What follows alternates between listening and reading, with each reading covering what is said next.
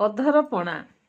ଅଧର ଅର୍ଥ ଓଠ, ଆଉ ଓଠ ପର୍ଯ୍ୟନ୍ତ ଯେଉଁ ପଣା ରହିଥାଏ ଏବଂ ବଳଭଦ୍ର, ଜଗନ୍ନାଥ ଏବଂ ସୁଭଦ୍ରା ମାଆକୁ ଅର୍ପଣ କରାଯାଇଥାଏ ତାକୁ ଅଧରପଣା କୁହାଯାଏ।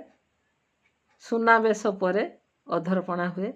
ପ୍ରତି ରଥରେ 3ଟି ଲେଖାଏଁ ମାଠିଆ ଅଧର ପର୍ଯ୍ୟନ୍ତ ଗଠନ କରାଯାଇଥାଏ ଏବଂ ସେଥିରେ ଅତି ସୁଆଦିଆ ପଣା ତିଆରି କରାଯାଇଥାଏ।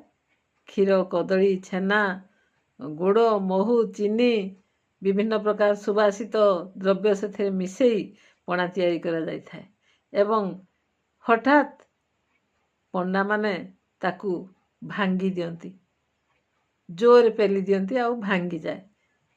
କାରଣ ଜଗନ୍ନାଥ, ବଳଭଦ୍ର, ସୁଭଦ୍ରାଙ୍କ ସହିତ କିଛି ଦେବାଦେବୀ, କିଛି ଅଶରୀରୀ ରହିଥାନ୍ତି, ଯେଉଁମାନଙ୍କର ଜଗନ୍ନାଥ, ବଳଭଦ୍ର, ସୁଭଦ୍ରା ଏମାନଙ୍କର ଭୋଗ ଉପରେ ବହୁତ କିଛି ଆଶା ଥାଏ।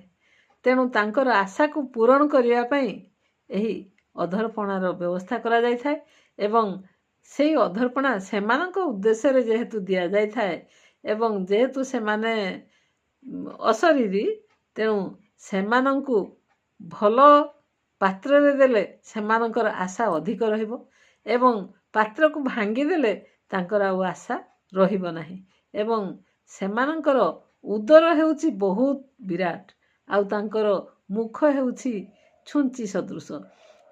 ତେଣୁ ସେମାନେ କ'ଣ କରିବେ, ଟିକିଏ ଟିକିଏ ଶୋଷି ଶୋଷି ପିଉ ପିଉ ତାଙ୍କର ଇଚ୍ଛା ପୂର୍ଣ୍ଣ ହୋଇଯାଏ ଆଉ ସେମାନେ ନିଜ ସ୍ଥାନକୁ ଫେରିଯାଆନ୍ତି। ତେଣୁ ସେମାନଙ୍କର ଆଉ ଆଶା ରହେ ନାହିଁ। ଏହାକୁ ଅଧରପଣା କୁହାଯାଏ ଏବଂ ଅଧରପଣା ପରେ ଶ୍ରୀମନ୍ଦିରକୁ ପ୍ରବେଶ କରିବାର ଯୋଜନା ରହିଥାଏ।